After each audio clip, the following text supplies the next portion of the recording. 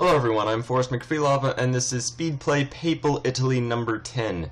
We left off having fully occupied the French, and really having to deal with a massive British army that threatens to undo all of it. We've nearly finished our occupation of the Ottoman Empire, which is great news because we're going to pull as many troops as we possibly can from the Ottoman theater up into the French front, where everything is kind of at threat of falling apart. We've nearly finished Africa, just occupying that. We're going to create a new war plan that'll show what I expect will happen with this combat. We have the main area of our forces where we will try to defend. We'll try to bring all of our other forces up and around. And over time, I imagine we will consolidate into a few small areas with very intense battles. However, that all changes immediately as we inadvertently end up attacking the British. At this point in war, the defender gets an amazing advantage, so you'll notice our troops are just doing horrific compared to the British, and we're taking mass casualties. So that means more troops are going to get pulled from the Ottoman theater. We're just going to try to rescue as many people as we can. Africa is nearly completely occupied. We just have to move armies around a bit, though that will only last probably a few more months. We just retreat from that battle, bringing armies to just various points. Unfortunately, the British are just flowing randomly into our countryside. That isn't that bad as it splits them up. However, we are running the risk that our retreating armies might run into them. Now, at any rate, we're winning the battles where they're attacking us just decisively, and we're able to hopefully get our armies into a more or less defensible position. I want to build a line out of our troops. We are occasionally, sporadically attacking them, however, only when we have vast superiority of numbers. And sadly, one of our retreating groups did manage to walk right into a British army, so we'll reinforce it and try to get the wounded groups out. So with that all said and done, Africa once again nearly conquered. We managed to get our army into a line, and that is really the whole thing more or less solved. These British armies roving about are luckily just too sporadic, too unenforced, and they won't be able to do any real damage to us. Unfortunately, we are inadvertently fighting them where we're bringing our troops from the Ottoman theater. However, we just have so many numbers on them that we win the battles, even though it's kind of inadvisable that we're even fighting them. So with that all said and done, despite a few areas where things aren't going very well, we're now getting attacked, which means we get all these defender advantages, and they take all the terrain penalties, we get dig-in bonuses, just everything is going great. We're going to just begin a full-scale attack on every single British army or French army or really just hostile army anywhere. As there's not really anything they can do about it, we go ahead and declare war on Orange and just rove our armies through and around. Now there is a large French revolt. It is communist. That's a bit of an issue. We're going to defeat the French communist rebels and not let them take over the government, because communism is incredibly powerful in this game as a way for AI countries to get back on their feet. As soon as they're able to have state control over factories, they're able to really bounce back because they can just throw their entire weight of the nation behind industrialization. And we don't want the French to be able to do that. Really, any group that has a state-sponsored capitalism or just control over factories is very powerful. We want them to be left to capitalists who can more or less mess up the state and not let the state directly interfere. It sounds like a very odd thing ideologically, however, in practice that's just how that works.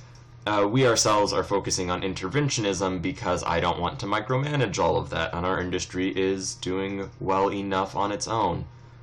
If they do have enough capitalists that they will be able to make factories on their own, then preventing communism from taking over won't help us too much.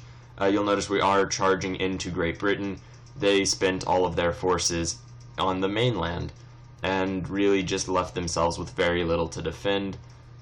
Ultimately, though, I can't really say it was a poor choice on their part, as our armies were really scattered on the continent, and since we do control the English Channel, it was really probably for the best that they get all their troops over into the mainland first, as that was really the only opportunity they had to fight us and not fight us to defend their homeland.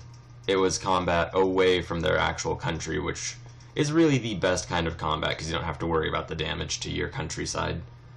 At any rate, we can go ahead and delete that war plan. It was obsolete the moment we created it. And just continue with the occupations. There's really not that much left to be done. We're going to occupy Scotland, which we just finished, and Ireland, which is almost done as well. And from there, we just have to wait for more Jingoism events while constantly fabricating claims on the various states around us that we're still at peace with, so that we may declare wars against them and eventually overwhelm them, such as the Swiss. We have armies all around the Swiss, so we may as well put them to good use and declare war and annex them. One thing I dislike in Victoria 2 is how your troops really love to use ships to get from point A to point B while the ships stay still. The only issue I have with that is that they don't really seem to consider that more troops are heading towards the ships than can actually be carried. We do declare war on the Swiss and just overwhelm them immediately. Anyway though, so that isn't the biggest issue, however it is still just a little unfortunate one.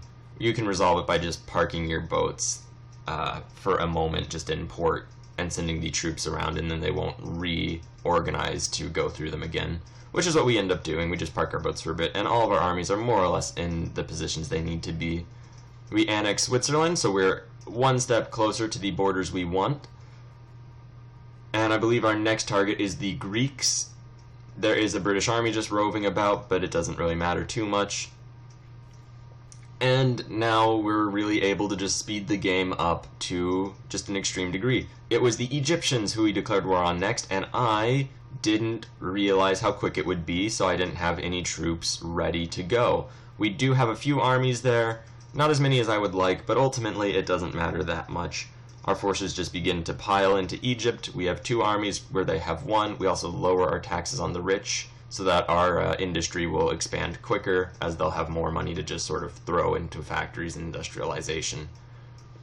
We're also not passing reforms anymore, as we only have 8 reforms we can pass left, and that means once we have passed all of those reforms, we're going to have to deal with militancy in a way other than placating our people, which is going to be an interesting challenge that we'll have to rise up and meet. Hopefully by that point we will have taken all of our territorial ambitions, and we will definitely have gas attacks, so we would be able to fight off rebellions. Hopefully we'll be able to just disperse our armies through the countryside in order to deal with revolts as they come. At any rate though, that's really up in the air. For right now, we're just finishing these occupations. Our forces are moving forward. It is 1900, so we can go ahead and get gas attack, or at least the technology that leads to it. Now we declare war on the Greeks and just move our armies against them. We can just peace out with them. We don't need to wait for more Jingoism, as they only have 2 provinces and we can't annex them in this one war. So we'll just come back in 5 years after we get them to a point where they're willing to accept just our demand for concessions. And just like that, we're essentially in peace in all but name at this point. We can declare war on the Spanish, and we will do that in just a moment once we get our claim. The Greeks were still just occupying a bit, however, it's not as though anything's going to happen. Their armies have already been defeated. We're now getting our psychology tech, so that we'll get research points quicker, and then we'll just get the rest of the army techs and probably navy techs and other things afterwards. We finally do get Jingoism, which is great news. We pause the game for a moment to just add war goals to all of the countries we're fighting. At this point, we only need 1 more war goal from the French, and we'll have all of our demands and never need to bother them, except when we go to war with the British, and only then because we need access to the British home islands. We had a war goal against Egypt. We're just going to work from the south to the north against them. And yeah, just like that, we add a bit. The British, we're going to have to dismantle their African holdings, and probably next we'll focus on what they have in the Mediterranean, as I really don't want them to stay in the Mediterranean. That'll be the first thing we clear out, followed by Africa. The Ottomans, we're just going to take as much as we can from them, just forever. China is westernized, however their sub-states are independent and unwesternized. However, if they take them over, they'll just create states out of them relatively quickly and become a powerhouse. So I imagine China is going to be ascendant very soon. And we just declare war on Spain. We're going to stop right here for now. We'll fabricate a claim on Portugal for their African holdings. And when we get back, we are going to turn our attention against the Spanish. We have our armies in place right now. From there, we'll go against the Portuguese and just keep hoping for Jingoism, as we have been doing for the past quite a while now. You'll notice we've lost 362,000 men to the British 1.3 million. Or, I'm sorry, that was in the previous war, I'm sorry. And 801,000 British people have died in this war, compared to 214,000 of ours. So this war has been less traumatic than the previous war, which is good. That means that we are slowly grinding the British Empire away. Thank you very much for watching. Please like, share, and subscribe. Have a great